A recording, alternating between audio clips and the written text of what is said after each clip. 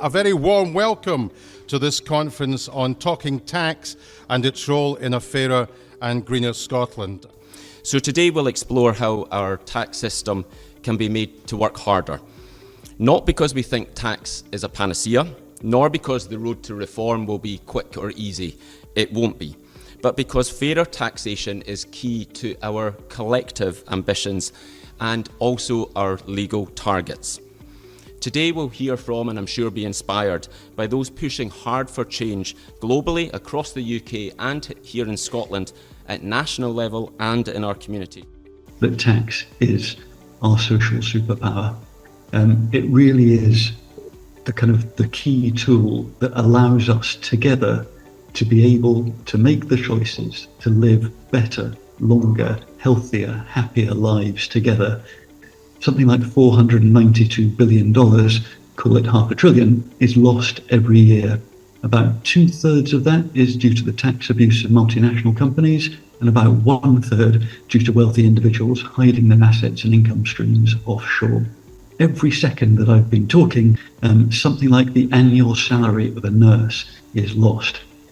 I'm very proud to pay my taxes, and I would love it for our communities and our countries to feel that too, and I think that's certainly part of the role that we have to play in making tax something to be proud of rather than something to be reviled. The tactics that we provide are the unusual voice of wealth, the voice of rich people saying, I want to be taxed more, I am proud to pay my taxes, please tax me more for a fairer economy. The primary, most efficient, most effective way to deal with extreme wealth is to tax the super rich. It's just so common sense. I cannot understand why people don't see it. The tide has turned with the public. Poll after poll shows 75% of the public more support a wealth tax in particular. We must present the wealth tax not as a necessary evil, but as a moral and economic necessity as part of building a vibrant and sustainable economy for the future. But there's also a huge cost of not having one and having a tax system that is taxing normal everyday people at higher rates than they tax the very richest. There's a cynicism that is building out there amongst the public that is, it's turning ugly and it's eating away at our democracy. Tax is a tool for dignity and equality, not just for revenue. I think we're still stuck in a political vice where mentions of tax as progressive social policy have been squeezed out. Tax is still the political bogey person. Rights are not political though. They're universal and should be enjoyed by all without discrimination or retrogression. No rolling back.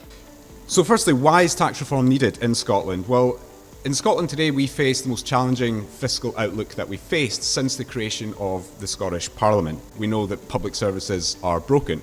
We know that poverty and inequality is far, far too high. And we know we need to urgently respond to the climate crisis and also seize the huge opportunities that the net zero transition offers. And all of these things, among other things, will need public spending and investment. The reality is, if we want to deliver all these things that I think collectively we want to see happen in Scotland, we really need to make the most of the devolved fiscal levers that we have.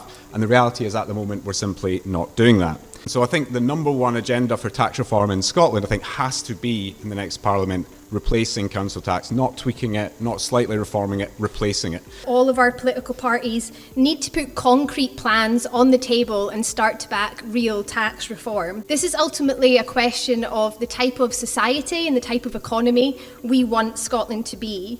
And for us, as Jamie said at the start, we think that our taxation system can and must do more in a range of areas, be that redistributing income to tackle those wealth inequalities, enabling that higher spending on our critical public services, or incentivising those positive social and environmental behaviours we all want to see. People are scunnered in the community. Poverty is insidious. Every day we see people working multiple jobs but still unable to afford the basics. We see people with health conditions waiting months for assessments and benefits. We see children missing out on school trips, uniforms and bus fares. Let's be clear. Scotland has the resources. We are not a poor country. The issue is how those resources are shared. A fairer Scotland is possible, but it really, really requires political courage. It requires a tax system designed not to punish the poorest, but to protect them. And I'm going to leave you with this. Every day at Star, we make a pledge to our community. We will not bury another person based on the egos of decision makers. Today I ask you, will you help us keep that pledge? Thank you.